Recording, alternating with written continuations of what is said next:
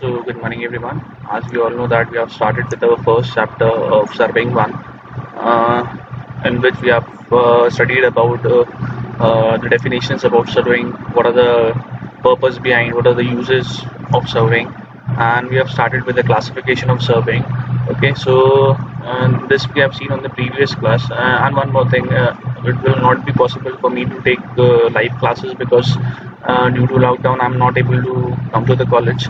So the best possible way to show you your lectures is to record the lecture, and then I will upload it on the YouTube.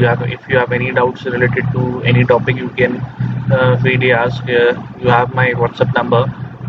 So just you need to take the screenshot of that particular page which you are not able to understand, and you can directly ask me through WhatsApp. Okay, so in the previous class we have started with the classification of surveying. As we have told you, there are some classification of surveying. One classification is based on what the instrument. It is totally based on the instrument. So the first one is the compass surveying. In compass surveying, generally we measures angles with the help of magnetic compass. So everybody must have seen the magnetic compass. It is generally used to measure what refined directions, and in case of surveying, it is generally used to measure what angle. Okay. In chain and compass surveying, in sometime surveying, in surveying, what we are doing what to establish. We are establishing a new point. We are establishing a point with the help of chain and tape. Okay, that is the main purpose behind surveying. So with the help of chain we can do the horizontal measurement, and with the help of compass we can do the angular measurement. So chain and compass surveying is also there, and this is how your compass look like. There are generally two types of compass. One is your prismatic compass and one is your surveyor compass. This we will see in the next class. Then we'll start with the compass surveying, because unit 1 is divided into two part. One is your chain surveying and one is your compass surveying. We'll discuss compass surveying in the next chapter. Okay, so this is how your compass generally look like. These are all the features available in your compass. We will discuss all these features when we will go to the next chapter.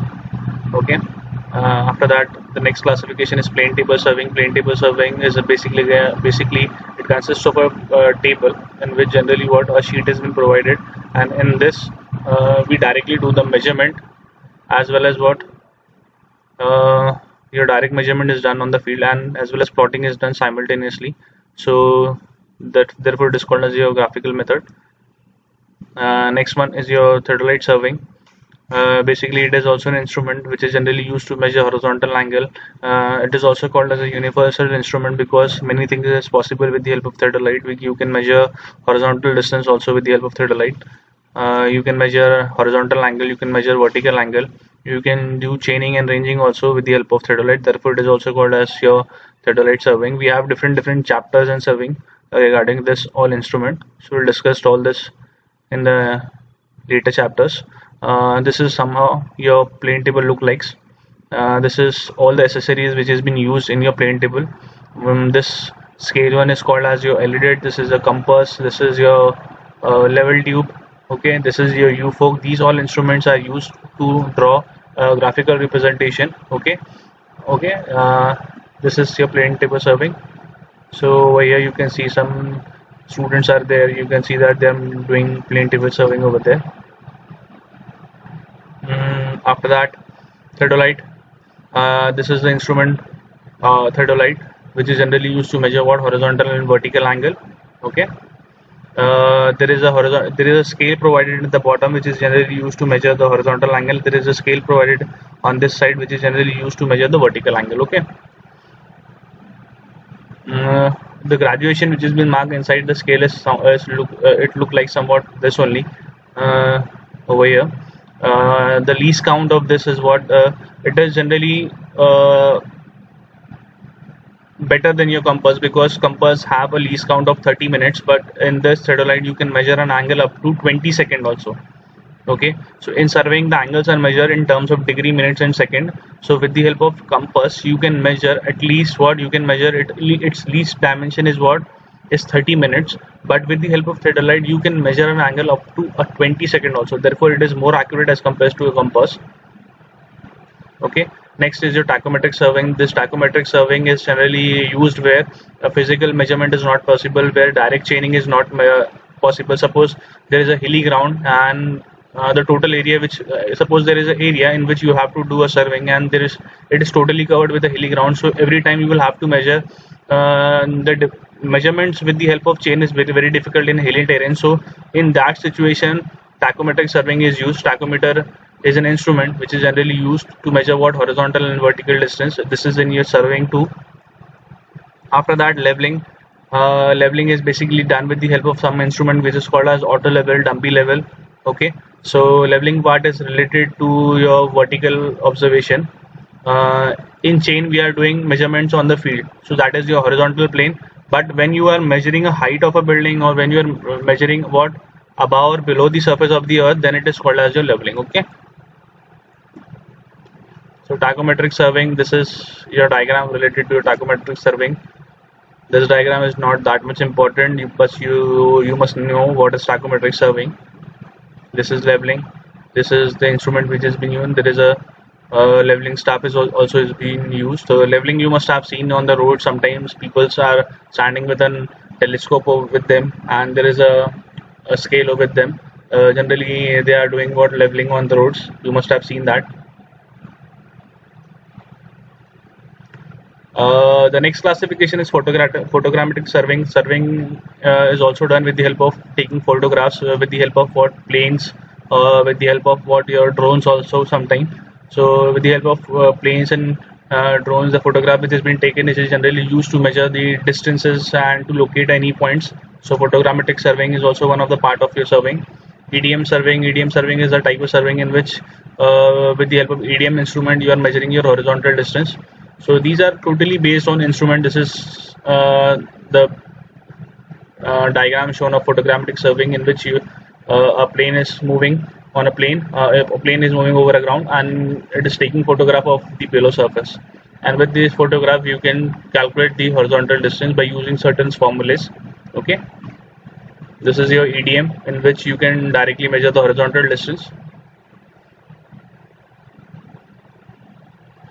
After that, classification is also further divided based on the methods. There are different methods available for surveying. One is your triangulation. So triangulation is a basic method of surveying. When the area of the surveying is large, the triangulation is adopted. The entire area is divided into network of triangles. So what we have to do that, suppose if you are doing a surveying and it is of a very large area, what you have to do that you have to divide this area into number of triangles in this way. So what you are doing that you are dividing the area into number of triangles, and so you are forming a network of triangles, and that is nothing but your triangulation. So that is your first method of your surveying, that if you have a very large area, then you need to divide that area into number of into a network of triangles, so that the calculation part becomes easy. Okay, then the traversing. Traversing is a circuit of survey line. It may be open or closed. When the linear measurements are done with the help of chain or tape, the directions or the horizontal angles are measured with the help of compass or a theodolite, respectively. The surveying is called as traversing. So basically, traversing is what? Suppose you have to measure about a sea. Suppose there is a sea over there. You have to measure points. You have to measure the length of the sea. So this will be a first point. This will be a second point. This will be a third point. This will be a fourth point. This will be a fifth point. So we will go like this, from this point to this point, from this point to this point, from this point to this point. So in this, what you are doing, that the starting point is here and your end point is here. So if the surveying lines are not joining, the starting point and the end point is not joining, then it is called as your open traverse. Then it is called as an open traverse. Basically, traverse is nothing but a connected survey line. So you can see over here we have connecting number of survey lines to connect A and B. So number of connected survey lines is nothing but your traversing. Okay, when the starting point and the end point do not coincide with each other, then it is called as open traverse. When it coincide with each other, then suppose this is how your traverse has been made. Your starting point and end point is meeting at one point. That means it is a closed traverse. And in case your starting and an end point is not meeting, then it is called as your open traverse. Okay, so this is the network of triangles which we are divided into number of triangles. This is basically your triangulation. And traversing, you can see there A, B, C, D number of connected survey lines, or it can be A, B, C, D, E, F, G and so on. Here you can see that the starting point and the end point is not coinciding. Therefore, it is called as your open traverse, and in this case, your starting and end point is coinciding. So therefore, it is called as your closed traverse. Okay. Now classification is also done based on the purpose for what you are doing surveying. So suppose you are surveying for geological purpose, so then it is called as your geological surveying. So basically geological surveying is basically locating of what terrains of such as faults are located. So you must have studied about minerals and rocks in case in your geology. So if you are doing surveying related to what find minerals and rocks and regarding faults, so in that case, that type of surveying is called as geological surveying. Okay, this is a diagram of your geological maps.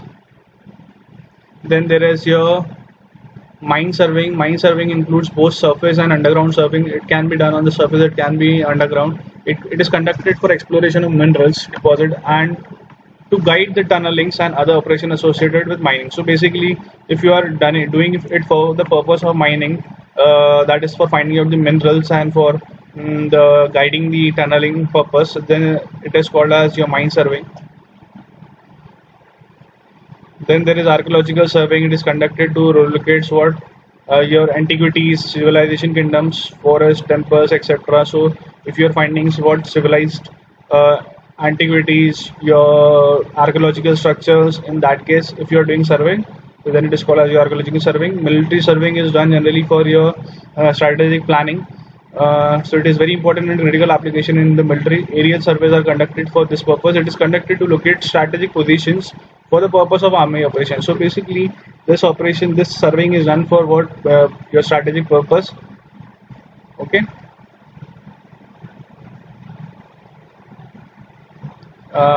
Then classification based on the nature of the field. So on what field, on what field you are doing the surveying. What is the nature of the field? So one can be your land surveying. If you are doing it on the land, then it is called as your land surveying. Okay, topographical cities, cadastral surveying are some of the examples. So these topographical surveying is what basically it is showing the earth features. City, it is on the ground. Cadastral survey, it is on the ground. Plots, it is on the ground. So it is all related to land surveying. Hydrological surveying, if you are doing surveying in your river coastal area to finding out the depth of the river in order to finding out the depth of or the capacity of the river, and that type of surveying is called as your hydrological surveying, because you are doing surveying related to your hydrological nature subjects. Then it is your astronomical surveying. If you are doing surveying related to what latitudes, longitudes, azimuth, etc., then it is called as your if you are doing studies, where are the position of the sun, where is the position of star, where is the position of the moons, where are the position of the galaxies and other thing, then it is related to your astronomical surveying. Then there is area surveying, and area surveying is conducted from aircraft. That is related to your photographic surveying that I have told you. In basically what you are doing in aerial photography, the aircraft carries a high power camera, and while the aircraft is moving, it takes picture photographs of the different surface, and based on that photographs, by using certain formulas and calculations, we find out the distance between two particular point, or we need to find out the height of that particular point by using certain techniques and formulas. Okay.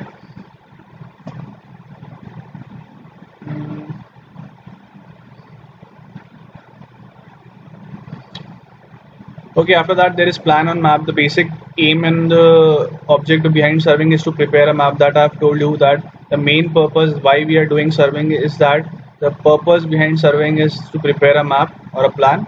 Okay.